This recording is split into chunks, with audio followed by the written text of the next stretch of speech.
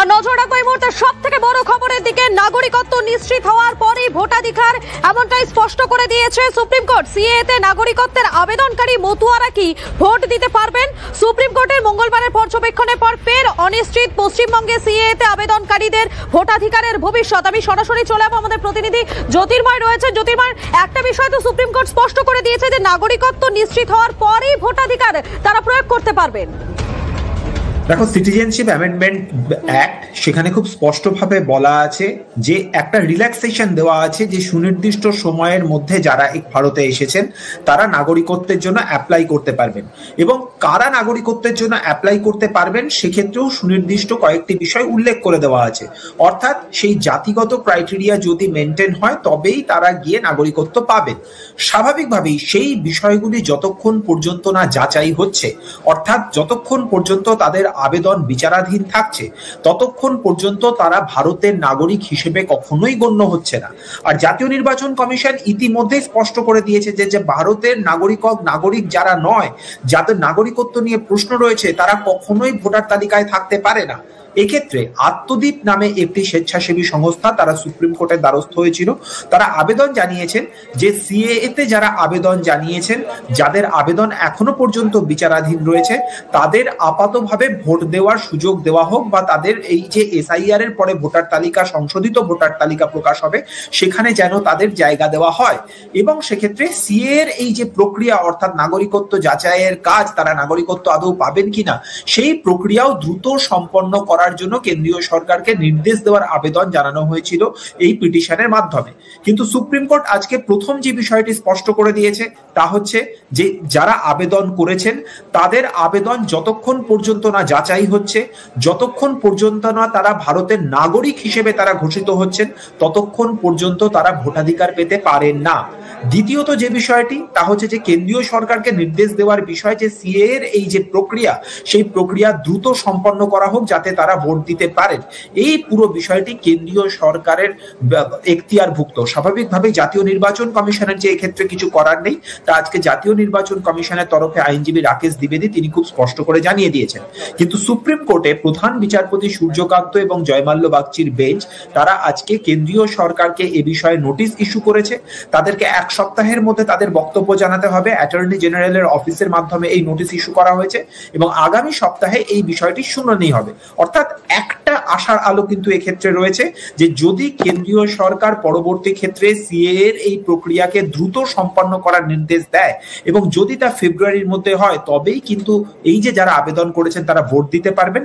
না হলে কিন্তু যতক্ষণ পর্যন্ত না তাদের নাগরিকত্ব নিশ্চিত হচ্ছে ততক্ষণ পর্যন্ত তারা যে ভোটাধিকার পাচ্ছেন না, তা আজকে সুপ্রিম কোর্টের এই ওরাল অবজারভেশনের মাধ্যমে স্পষ্ট হয়ে গিয়েছে। একেবারেই ধন্যবাদ তোমাকে জ্যোতির্ময়।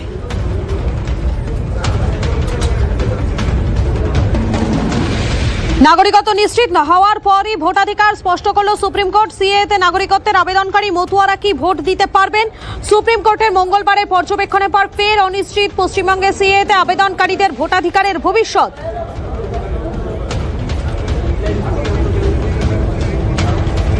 আইনজীবী প্রসূন মৈত্র এই মুহূর্তে আমাদের সঙ্গে রয়েছেন। আপনাকে স্বাগত টিভি9 বাংলায়। দেখুন, আজ সুপ্রিম কোর্ট যে বিষয়টা স্পষ্ট করেছেন যে নাগরিকত্ব নিশ্চিত হওয়ার পরেই ভোটাধিকার প্রয়োগ করতে পারবেন, এই বিষয়টা আপনার কাছ থেকে একবার জানার চেষ্টা করবো যে মূলত কি কি বলা হয়েছে, কি কি নির্দেশ দেওয়া হয়েছে। প্রথমত ধন্যবাদ আপনাদের আমন্ত্রণ জানানোর জন্য। আমাদের আবেদন ছিল দুটো বিষয় নিয়ে। প্রথম কথা হচ্ছে সিএ কে টাইম বাউন্ড হতে হবে, একটা নির্দিষ্ট সময়সীমা থাকতে হবে, এবং দ্বিতীয় বিষয় ছিল যে যেহেতু সিএ অনির্দিষ্ট কাল ধরে বহু লোক আবেদনপত্র পাচ্ছে না, এমনকি আমরা যে সুপ্রিম কোর্টে আবেদন করছি তাতে আমরা দেখেইছি যে 2024 সালের এপ্রিল মাসে আবেদন করেছেন তিনি এখনো পর্যন্ত সিএ নাগরিকত্ব পায়নি। এবার সিএ রুলে বলা রয়েছে যে যখন সিএ নাগরিকত্ব দেওয়া হবে তখন যখন তিনি এসছেন তখন থেকে দেওয়া হবে। তাহলে সেক্ষেত্রে আমরা দেখিয়েছি যে আবেদনে দেখিয়েছি যে তাহলে দীর্ঘদিন ধরে তারা নাগরিকত্বের অধিকার থেকে বঞ্চিত হচ্ছে। তাই আমরা বলেছিলাম যে এটাকে যেন প্রভিশনালি আপৎকালীন হিসাবে এসআইআর এ কনসিডার করা হয়।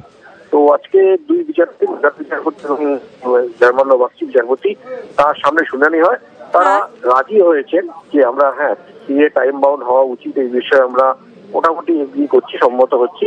কিন্তু এফআইআর নিয়ে তারা সম্মত হতে পারেনি, কারণ নাগরিকত্ব বিবেচনার বিষয়টা সম্পূর্ণ অনেকগুলো প্রেক্ষাপটে বিচার করতে যেহেতু হয়, সেদিন এবারে নাগরিকত্ব না পাওয়া অব্দি আমরা কি করে দিতে পারি? আমাদের এই একই বক্তব্য, তাহলে নাগরিকত্ব তো একটা নির্দিষ্ট সময়ের মধ্যে পাওয়া উচিত, হয়তো তার তো অধিকার সংকুচিত হতে থাকবে।